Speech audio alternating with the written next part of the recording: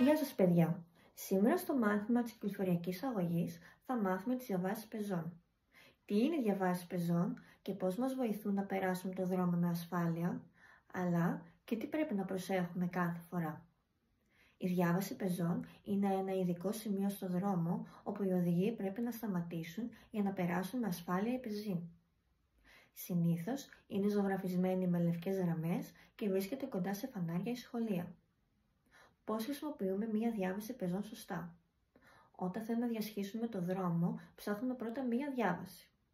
Σταματάμε στο πεζοδρόμιο, κοιτάμε πρώτα αριστερά, δεξιά και μετά ξανά αριστερά. Όταν είμαστε σίγουροι ότι έχουν σταματήσει όλα τα οχήματα, τότε περνάμε προσεκτικά στο απέναντι σημείο.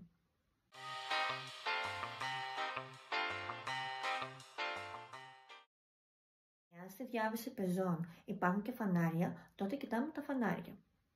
Όταν το φανάρι για τους πεζούς είναι πράσινο, περνάμε τότε προσεκτικά το δρόμο. Ενώ όταν το φανάρι για τους πεζούς είναι κόκκινο, τότε πρέπει να περιμένουμε μέχρι να γίνει πράσινο. Τι πρέπει να προσέχουμε γενικά? Εκτός από το να κοιτάμε τα φανάρια και να κοιτάμε δεξιά και αριστερά πριν περάσουμε το δρόμο, υπάρχουν και άλλοι κανόνες που πρέπει να θυμόμαστε. Πρώτος κανόνας: δεν τρέχουμε όταν περνάμε το δρόμο.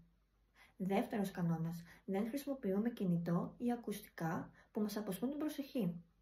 Και τέλος, τρίτος κανόνας: πάντα κρατάμε το χέρι ενός ενήλικα όταν είμαστε μικρά παιδιά. Τι γίνεται στην περίπτωση όταν δεν υπάρχει μία διάβαση πεζών? Σε αυτή την περίπτωση πάλι κοιτάζουμε προσεκτικά το δρόμο δεξιά και αριστερά και μόνο όταν έχουμε βεβαιωθεί ότι είναι ασφαλές περνάμε στο απέναντι σημείο. Θυμηθείτε παιδιά, οι διαβάσεις πεζών μας βοηθούν να κινούμαστε με ασφάλεια στους δρόμους. Να είστε πάντα προσεκτικοί και να ακολουθείτε τους κανόνες.